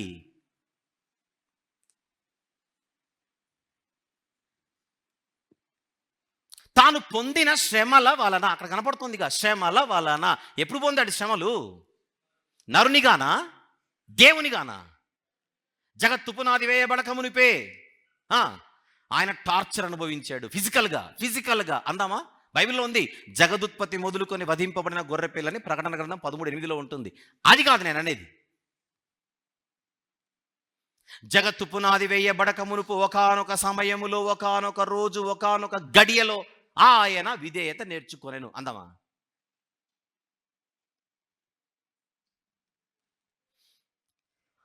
ఒక క్లారిటీ. ఒకసారి చెబుతాం, 2 సార్లు చెప్తాం, 3 సార్లు చెప్తాం, 4వసారి ఏం చేస్తాం? వదిలేస్తాం. వినేటోళ్ళు చాలామంది ఉన్నారు. మనం ఎవరిని కూడా వెంటాడం. 1, 2, 3 ఇక 4వసారి వాళ్ళు వెంటాడం. చెప్పడం వరకు మన బాధ్యత. స్వీకరించే మనసు ఉండాలి.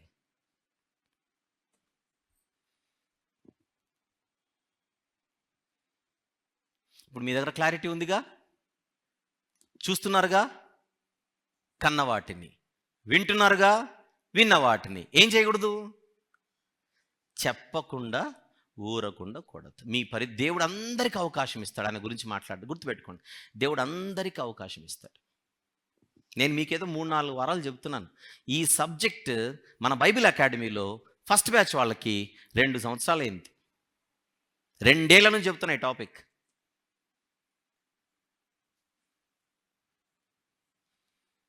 వాళ్ళ పరిధిలో వాళ్ళు అక్కడక్కడ మాట్లాడుతున్నారు. అది వాళ్ళ బాధ్యత, నేర్చుకుంటున్న వారి యొక్క బాధ్యత.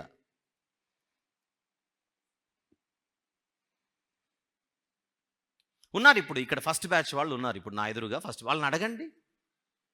విషయం ఏంటంటే ఇప్పటికి అయిపోలేదు ఇంకా.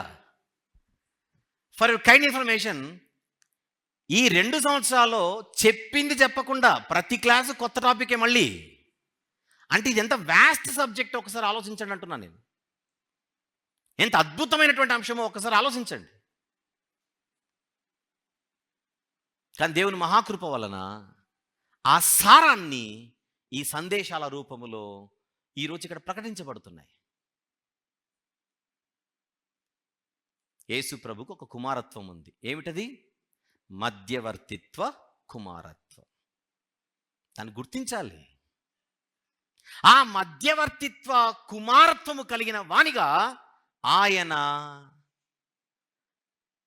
ఈ వచనాలు ఏవైతే ఉంటాయో విధేయత నేర్చుకున్నాడు, విజ్ఞాపన చేయుచున్నాడు. ఇందాక చూసాం కదా రోమపత్రిక 8:34, విజ్ఞాపన చేయుచున్నాడు.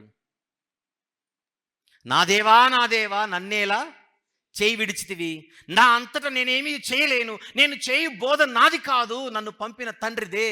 ఏంటిదంతా? ఈ వచనాలన్నీ చూసే కదా మీరు కన్ఫ్యూజ్ అవుతుంది. ఈ వచనాలను చూసే కదా. అవన్నీ కార్యాలయానికి చెందినవి. అవన్నీ ఆయన తన తగ్గించుకున్నటువంటి స్థితికి చెందినవి. కొన్ని వచనాలు ఉన్నాయి, అవి ఆయన నిత్యత్వానికి సంబంధించినవి. అవి నేను ఫ్యూచర్లో మాట్లాడతాను. ఎక్కువ శాతం ఎక్కువ మంది కన్ఫ్యూజ్ అవుతుంది ఇలాంటి వచనాలే. ఇలాంటి వచనాలే మనసు పెట్టి 1కి 2 సార్లు, 1కి 10 సార్లు ఈ సిరీస్ వినండి. ఈ మధ్యవర్తిత్వ కార్యాలయం అనేటువంటి శీర్షిక ఏదైతే స్టార్ట్ అయిందో ఇది 4వ వారం. మొదటి వారం, 2వ వారం, 3వ వారం, ఈ 4వ వారం ఎలా మనం ఒక్కొక్క విషయాన్ని వివరించుకుంటూ వచ్చాం. మనసు పెట్టి వినండి.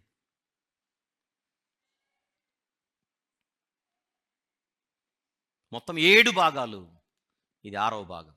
చూద్దాం. క్రీస్తు యొక్క మధ్యవర్తిత్వ కుమారత్వం, అది అర్థం కావాలి. The mediatorial sonship of Christ. ఇది 6.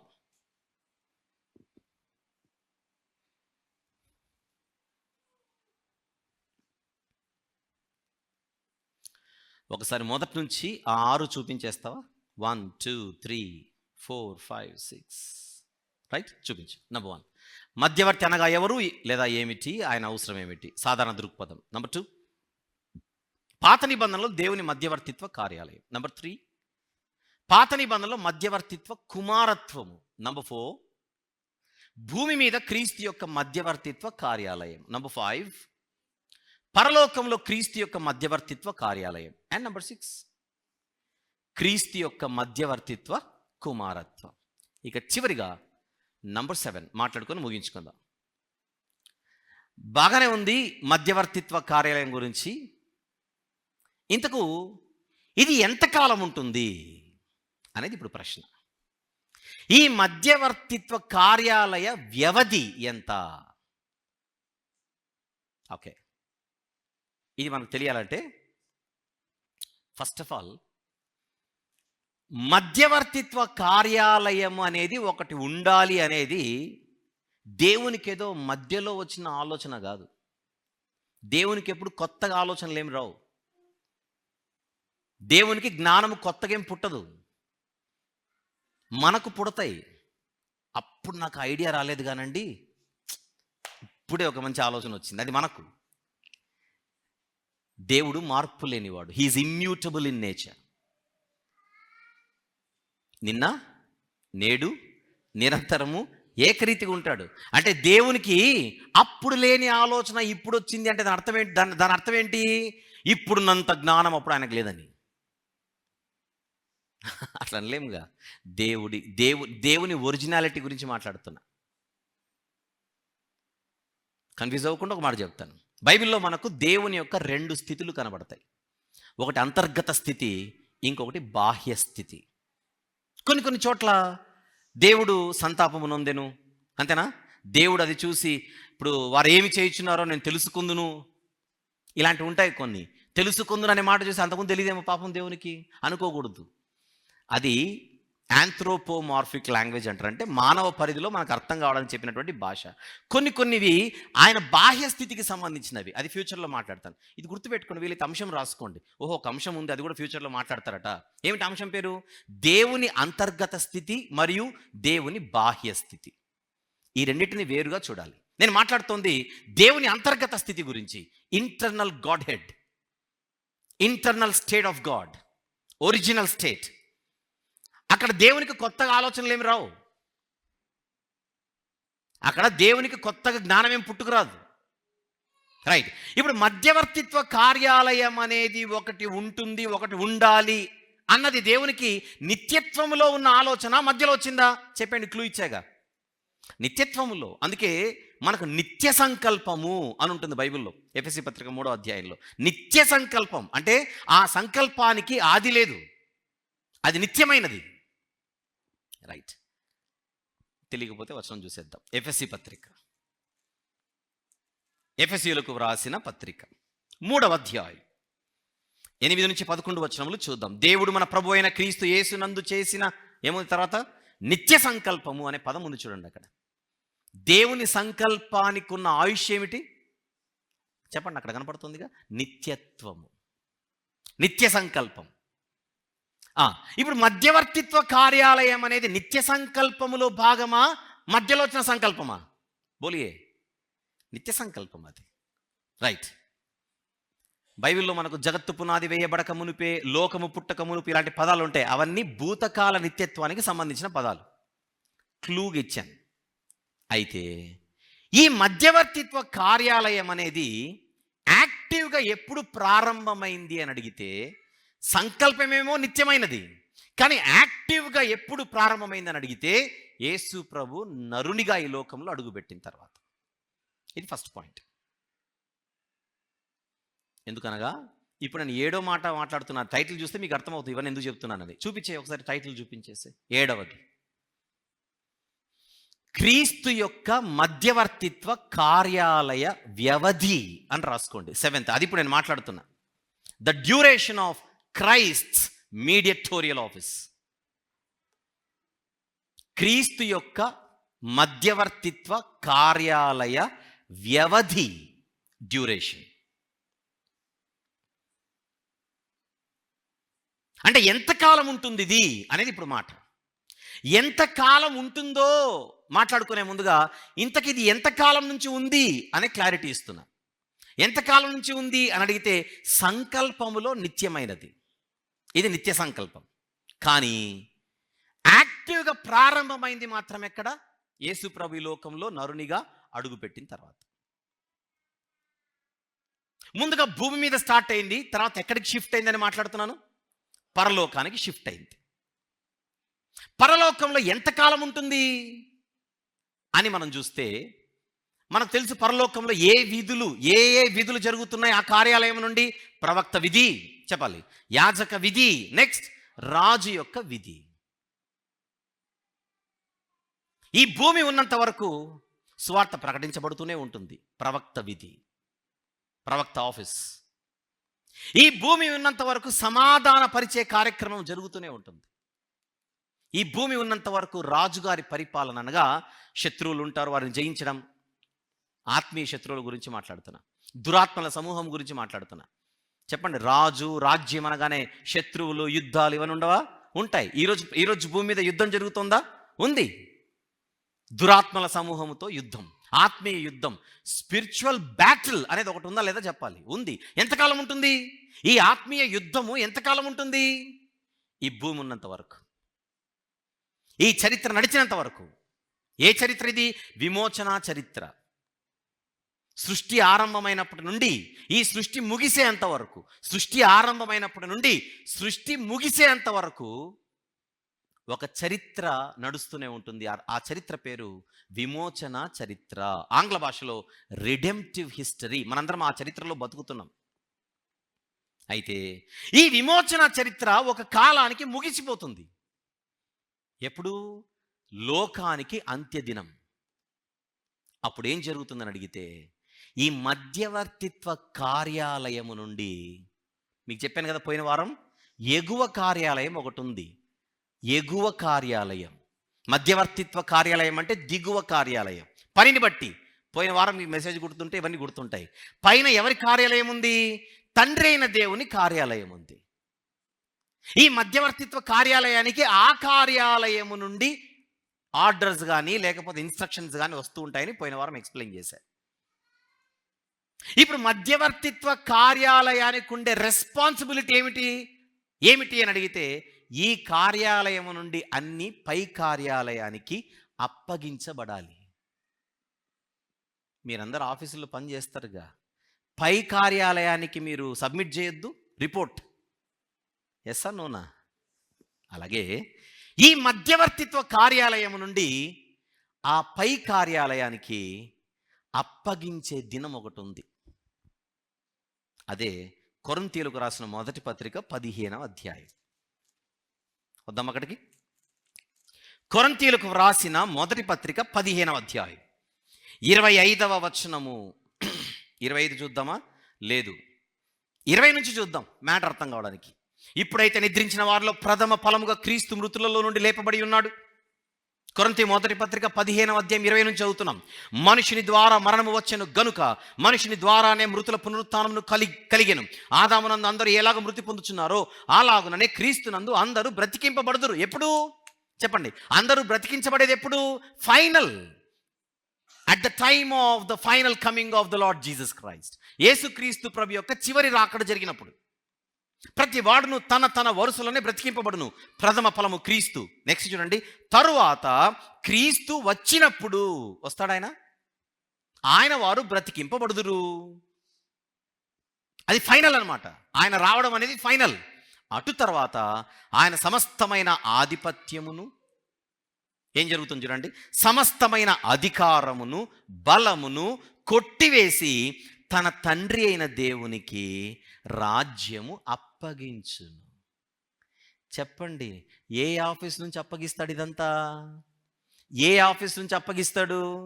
ఇప్పుడు ఏ ఆఫీస్ నుంచి అయితే పరిపాలిస్తున్నాడో ఆ కార్యాలయం నుండి అప్పగిస్తాడు. మీరు ఆఫీస్ నుంచి బయటకు వచ్చేస్తే, మీ బయటకు వస్తే ఏం అర్థం కాదు, మీరు ఆఫీస్లోనే ఉండాలి. మిమ్మల్ని అందరినీ ఇబ్బంది పెట్టిన పోర్షన్ ఇదే కదా చాలామందికి. కొంచెం అంతో ఇంతో ఆలోచించే వాళ్ళకి, ఏమండి యేసు ప్రభు తండ్రితో సమానుడైతే ఈయన ఆయనకు అప్పగించడం ఏమిటి అనే ప్రశ్న ఎన్నిసార్లు రాలేదు మీకు? ఎందుకు వచ్చిందంటే మీరు ఆఫీస్లోకి ఎప్పుడు వెళ్ళలేదు కనుక. ఇప్పుడు వెళ్దాం. ఏముంది? క్రీస్తు వచ్చినప్పుడు అటు తర్వాత ఆయన సమస్తమైన ఆధిపత్యమును సమస్తమైన అధికారమును బలమును కొట్టివేసి తన తండ్రి అయిన దేవునికి రాజ్యం అప్పగించును. అప్పుడు అంతము వచ్చును. ఎందుకనగా తన శత్రువులనందరినీ తన పాదముల క్రింద ఉంచు వరకు ఆయన రాజ్య పరిపాలన చేయుచుండవలెను. అడుగుతున్నా, ఏ కార్యాలయం నుండి? రాజ్య పరిపాలన ఏ కార్యాలయం నుండి చేస్తున్నాడు ఇప్పుడు? మధ్యవర్తిత్వ కార్యాలయం నుండి. మరి అప్పగించేటప్పుడు ఏ ఆఫీస్ నుంచి అప్పగిస్తాడు? చూస్తున్నారుగా, ఏ ఆఫీస్ నుంచి అప్పగిస్తాడు? ఈ ఆఫీస్ నుంచే. ఈ ఆఫీస్ నుండే అప్పగింతలు. నెక్స్ట్, కడపట నశింపజేయబడు శత్రువు యొక్క మరణం. క్షమించండి, కడపట నశింపజేయబడు శత్రువు మరణము. అంటే అన్నీ క్లోజ్ అయిపోతాయి అన్నమాట. అప్పుడు దేవుడు సమస్తమును క్రీస్తు పాదముల క్రింద లోపరిచి ఉంచెను. ఏంటా భాష? దేనికి సంబంధించినది? క్రీస్తుకు లోపరిచి ఉండుట. ఏంటది? మీడియేటోరియల్ ఆఫీస్. మత్తయి సువార్త 28:18 ఏముందో చూద్దాం. ఇది క్లోజ్ చేయకండి. మత్తయి సువార్త 28వ అధ్యాయం 18వ వచనం. అయితే యేసు వారి యుద్ధకు వచ్చి, పరలోకమందును భూమి మీదను నాకు సర్వాధికారము ఇయ్యబడి ఉన్నది. ఏ ఆఫీస్ గురించి ఇదంతా? ఈ మీడియేటోరియల్ ఆఫీసే. కొరింథీ మొదటి పత్రిక 15. దేవుడు సమస్తమును క్రీస్తు పాదముల క్రింద లోపరిచి ఉంచెను. సమస్తమును లోపరచబడి ఉన్నదని చెప్పినప్పుడు ఆయనకు సమస్తమును లోపరిచిన వాడు తప్ప సమస్తమును లోపరచబడి ఉన్నదన్న సంగతి విషదమే. మరియు సమస్తమును ఆయనకు లోపరచబడినప్పుడు దేవుడు సర్వములో సర్వమగు నిమిత్తము కుమారుడు తనకు సమస్తమును లోపరిచిన దేవునికి తానే లోబడును. ఏంటిదంతా? దేనికి సంబంధించి? ఏ కుమారత్వం ఇదంతా? చెప్పండి, ఏ కుమారత్వం ఇదంతా? మధ్యవర్తిత్వ కుమారత్వము, మధ్యవర్తిత్వ కార్యాలయము, మధ్యవర్తిత్వ పరిచర్య, mediatorial mission, mediatorial task, mediatorial office, mediatorial sonship, mediatorial role.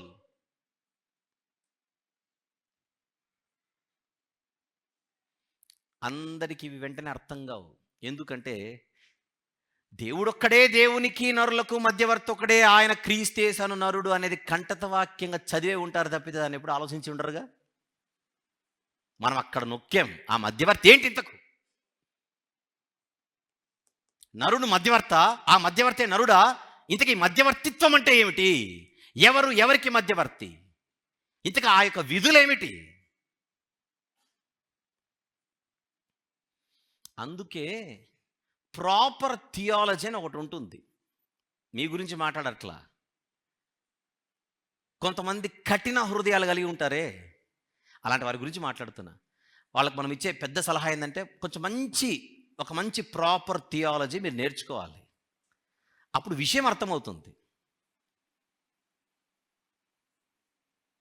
ఒక మంచి థియాలజియన్స్ మధ్య కూర్చున్నారనుకోండి, ఇలాంటి వాళ్ళందరూ వీళ్ళందరూ చూసి ఇలా నవ్వుకోవడం తప్పితే ఏం జరగదు అక్కడ. ఇది కూడా తెలీదా? ఇశ్రాయేలులకు బోధకుడు అయి ఉండి నీకు ఇది కూడా తెలీదా అన్నాడు కదా యేసు ప్రభువు వారు. నువ్వు పెద్ద బోధకుడు అంటున్నావు, ఇది కూడా తెలీదా? ఇది కూడా నీకు ఎక్కట్లేదా? యేసు ప్రభువు బోధించేటప్పుడు సామాన్యులకు అర్థమైన విషయాలు ఆ పరిచయులకు ఎందుకు అర్థం కాల? ప్రాబ్లం ఆయనది కాదు, వీళ్ళది. అహం టన్నుల కొద్దీ కొలెస్ట్రాల్ లాగా విరిగిపోయింది. అది కరగట్ల.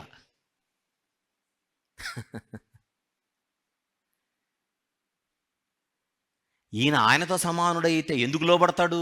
ఎందుకు లోబడతాడంటే ఈ ఆఫీస్లో ఉన్నాడు కనుక.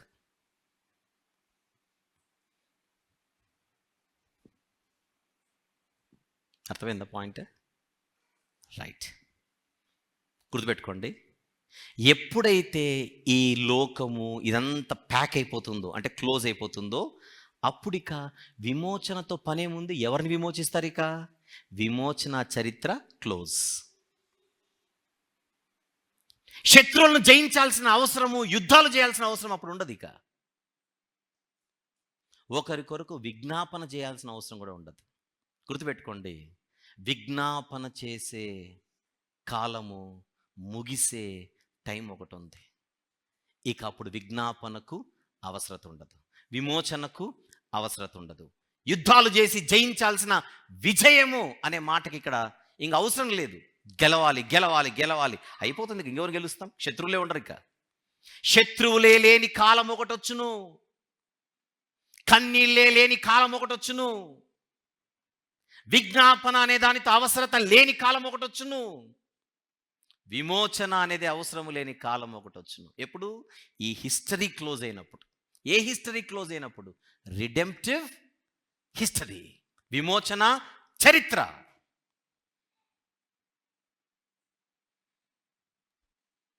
ఎవరైనా యేసు ప్రభు మీద అటాక్ చేయడానికి వస్తే, థియలాజికల్గా డాక్ట్రినల్గా వస్తే, అసలు మనందరం ఏ చరిత్రలో ఉన్నామో తెలుసా నేను అడగండి ఫస్ట్.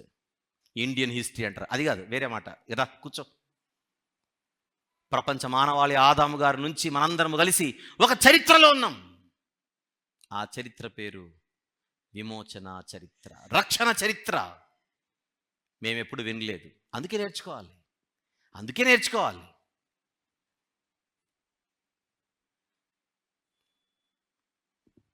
Okay, right. అయితే నేను ఇప్పుడు విజ్ఞాపన చేయవలసిన అవసరం ఉండదు అన్నాను. అది స్పెసిఫిక్గా ఆ పని ఉండదు. ఏ పని ఉండదు? విజ్ఞాపన చేసే పని ఉండదు. ప్రత్యేకంగా ఆ పని అంటున్నానే, తెలుగులో దానికి ఉండే పేరు నిర్దిష్టత. నిర్దిష్టత అంటే నిర్దిష్టమైన పని. అంటే ఆ పని, నిర్దిష్టత అంటే కొంతమందికి అర్థం కాదేమో, అందుకు చెప్తున్నాను. స్పెసిఫిక్గా, ఆ పర్టికులర్గా ఆ పని. ఈరోజు విజ్ఞాపన చేసే అవసరం ఉంది, ఆ రోజు ఉండదు, అది క్లోజ్. విమోచించే పని జరుగుతుంది ఈరోజు, అప్పుడు ఉండదు, క్లోజ్. అంటే అంతము వచ్చుననే మాట చూస్తున్నామే, ఆ అంతము దేనికి వచ్చునని అడిగితే ఇప్పుడు చెప్తున్నాను. విజ్ఞాపనకు అంతము వచ్చును, విమోచనకు అంతము వచ్చును, విజయం సాధించాల్సిన అవసరం ఉండదు, ఇక యుద్ధాలు చేసి దానికి అంతము వచ్చును. అయితే ఒక గొప్ప సంగతి ఏంటో చెప్పనా? క్రీస్తు రాజ్య పరిపాలన మాత్రం సాగుతూనే ఉంటుంది. ఆయన రాజ్యమునకు అంతము లేదు. అంటే ఆయన అధికారము క్రింద మనం యుగయుగాలు ఉంటాం. అది మాత్రం ఎప్పటికి ఉంటుంది. చూద్దాం కొన్ని వచనాలు. ప్రకటన గ్రంథం.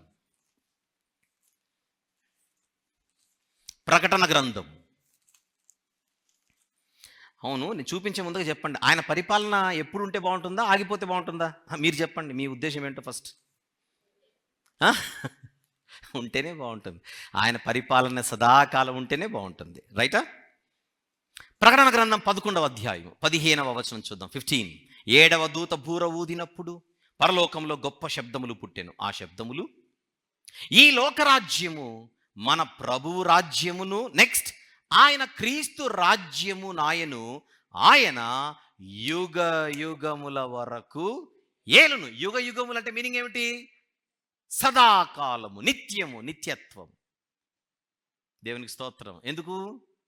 మనము నిరంతరము ఆయన పాలనలోనే ఉండబోచున్నాము గనుక. 22వ అధ్యాయం, అదే ప్రకటన గ్రంథం 22వ అధ్యాయం 3వ వచనం చూద్దాం.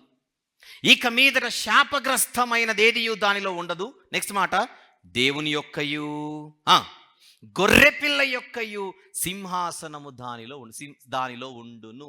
సింహాసనం అంటే అధికారానికి సూచన. సింహాసనం అంటే పరిపాలనకు సూచన. సింహాసనం అనగానే ఎంత లెంత్ ఉంటుంది, ఎంత వెడల్పు ఉంటుంది అట్లా ఊహించుకోకండి. సింహాసనము అంటే అర్థం ఏమిటి? అధికారం, పరిపాలన. రైట్. ఎవరి పరిపాలన, ఎవరి సింహాసనము దానిలో ఉండును? కనబడుతుందిగా, దేవుని యొక్కయు గొర్రెపిల్ల యొక్క. గొర్రెపిల్ల అనే పదం ఎందుకు వాడాడు అక్కడ? గొర్రెపిల్ల అంటే ఎవరిని సూచిస్తుంది ఆ పదం? యేసుక్రీస్తు ప్రభు. అంటే అర్థం ఏంటంటే ఆయన పరిపాలనకు మాత్రం అంతము ఉండదు. అది పాయింట్. లూకాసు వార్త 1వ అధ్యాయంలో 33వ వచనంలో మాట అదే. లూకాసు వార్త 1వ అధ్యాయము 33వ వచనం, ఆయన యాకోబు వంశస్థులను యుగ యుగములు ఏలును, ఆయన రాజ్యము అంతము లేనిదై ఉండును. లూకాసు వార్త 1వ అధ్యాయం 33వ వచనం. అందుకే గొర్రె పిల్ల అనగానే మనం శిలువ దగ్గర ఆగిపోతున్నాం. ఎందుకంటే యేసుప్రభు మనందరి పక్షాన బలయ్యారు కదా, గొర్రెపిల్లగా మన పక్షాన, మనకు బదులుగా, మనకు ప్రాతినిధ్యం వహిస్తూ కదా. అయితే బైబిల్ అంటోంది ఆ ప్రాతినిధ్యం ఎప్పటికీ నిలిచిపోదు. మనకెప్పుడు ఆయన ప్రాతినిధ్యం వహిస్తూనే ఉంటాడు. మనం ఈరోజు ఆయన వారం అయితే భవిష్యత్తులో కూడా ఆయన వారమే. ప్రకటన గ్రంథం 5వ అధ్యాయం ప్రకటన గ్రంథము 5వ అధ్యాయం 13వ వచనం చూద్దాం. 13. అంతట పరలోకమందును భూలోకమందును భూమి క్రిందను, నెక్స్ట్, సముద్రములోను ఉన్న ప్రతి సృష్టము అనగా వాటిలోనున్న సర్వమును సింహాసనాసీనుడై ఉన్న వానికిని, నెక్స్ట్, గొర్రె పిల్లకును స్తోత్రమును ఘనతయు మహిమయు ప్రభావమును యుగయుగములు కలుగునుగాక అని చెప్పుట వింటిని. అంటే ఆయన మనకు నిరంతర ప్రతినిధిగా ప్రాతినిధ్యం వహిస్తూనే ఉంటాడు. మీరు చెప్పండి, ఈరోజు మనం సంఘముగా ఉన్నాం, అంతేనా? మనందరం సంఘమేనా? రైట్. సంఘము అంటే శిరస్సుతో కూడుకున్నది సంఘము అంటామా? శిరస్సు లేకున్నా కూడా సంఘమేనా? మనము శిరస్సు ఉంటేనే మనం సంఘం అవుతాం. అందుకే సంఘమును శరీరము అని పిలుస్తున్నాం. శిరస్సు ఉన్నంతకాలం శరీరము, శిరస్సు పోయిందనుకోండి అది శవం అవుతుంది. ఇప్పుడు మనం జీవము గల శరీరమా, జీవము లేని శరీరమా? జీవము గల సంఘము, జీవము గల శరీరము. దేనిని బట్టి? శిరస్సును బట్టి. ఎవరా శిరస్సు? ప్రభువైన యేసుక్రీస్తు వారు. రేపు పొద్దున మనం పరలోకంలో సదాకాలము దేవునితో ఉన్నప్పుడు విత్ హెడ్ ఉంటామా, వితౌట్ హెడ్ ఉంటామా? ఊహించుకోండి ఒకసారి. విత్ హెడ్డే. అప్పుడు కూడా మనము ఆయన వారమే. నిరంతరము ఆయన రక్తంలో కడుగబడిన వారమై అక్కడికి మనం వచ్చినట్టుగా మనకు స్టాంప్ అలాగనే ఉంటుంది. మనం పరలోకానికి అంటే ఆ గట్టు మీదకి ఎక్కేంత వరకు ఆయన వాళ్ళము, గట్టు మీదకి ఎక్కిన తర్వాత ఆయన పని లేదని కాదు, అక్కడ అది వెన్నుపోటు, దుర్మార్గం అది. కానీ ఈరోజు మనము ఎవరిని బట్టి బ్రతుకుచున్నాము, ఎవరిని బట్టి ఈరోజు భద్రత ఉందో, ఎవరిని బట్టి భరోసా ఉందో, ఎవరిని బట్టి భవిష్యత్తు ఉందో, ఆయన మనకు, మనతో, మన శిరస్సుగా, మనకు ప్రతినిధిగా సదాకాలము నిత్యత్వములో ఉండబోచున్నాడు. అంటే ఆయన పాలన, ఆయన ప్రాతినిధ్యం ఎప్పటికీ నిలిచిపోతుంది. అయితే ఈ ఆఫీస్ ఏదైతే ఉందో అందులో కొన్ని నిర్దిష్ట విధులు ఆగిపోతాయి. ఎందుకు ఆగిపోతాయి? అవసరం లేదు. ఇక ఎవరిని విమోచిస్తాడంత అయిపోయిన తర్వాత, హిస్టరీనే క్లోజ్ అయిన తర్వాత, చరిత్రే క్లోజ్ అయిన తర్వాత ఇంక విమోచించేది ఎవరిని? చరిత్రే క్లోజ్ అయిన తర్వాత ఎవరి పక్షాన విజ్ఞాపన ఉంటుంది? చరిత్రే క్లోజ్ అయిన తర్వాత ఇంక యుద్ధాలు ఎవరితో చేస్తారు? కానీ మనకు దక్కబోయే భాగ్యం ఆయన పాలన నిరంతరం ఉంటుంది. యేసు ప్రభు గురించి మనం చాలాసార్లు మాట్లాడుకున్నాం. బైబిల్ ఆయనలో హైపోస్టాటిక్ యూనియన్ని చూపిస్తూ ఉంటుందని. అంటే ఆయన ఒకవైపు మానవునిగా, మానవ ప్రతినిధిగా ఉంటారు, అట్ ద సేమ్ టైం దేవత్వములో ఒకనిగా మనకు కనబడుతూ ఉంటారు. అందుకే మన ఆరాధనలు దేవునిగా ఆయన అందుకుంటూ ఉంటాడు, అట్ ద సేమ్ టైం సంఘముగా నిరంతరం మనం ఉంటాం కనుక ఆయన మనకు శిరస్సుగా, మన రాజుగా, మన ప్రతినిధిగా ఆయన నిత్య ప్రాతినిధ్యాన్ని వహిస్తూనే ఉంటాడు. అందుకే అక్కడ మనం చూస్తున్నాం ప్రకటన గ్రంథంలో, గొర్రె పిల్ల సింహాసనము సదాకాలము ఉండును, యుగ యుగములు ఆయన పాలన ఉండును. ఆ గొర్రె పిల్లకు సదాకాలము మహిమ, ఘనత, స్తోత్రము కలుగునుగా. కానీ ఈ పదజాలాన్ని మనం చూస్తున్నాం. నంబర్ 7 వన్స్ అగైన్ చూద్దాం. క్రీస్తు యొక్క మధ్యవర్తిత్వ కార్యాలయ వ్యవధి. ఇప్పుడు చెప్పండి, ఎంతకాలం ఉంటుంది? సదాకాలం ఉంటుంది. అందులో కొన్ని ఫంక్షన్స్ మాత్రం ఏమైపోతాయి? ఆగిపోతాయి. ఎప్పుడు? ఈ రిడెంప్టివ్ హిస్టరీ క్లోజ్ అయిన తర్వాత. Picture clear everybody? మొత్తం 7 భాగాలు వేగంగా 1 నుంచి 7 వరకు చూపించేస్తాడు. చూద్దాం.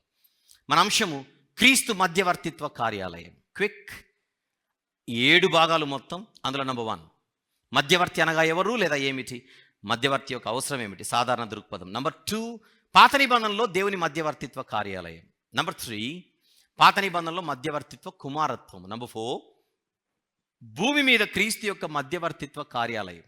నంబర్ 5, పరలోకంలో క్రీస్తు యొక్క మధ్యవర్తిత్వ కార్యాలయం. నంబర్ 6, క్రీస్తు యొక్క మధ్యవర్తిత్వ కుమారత్వము.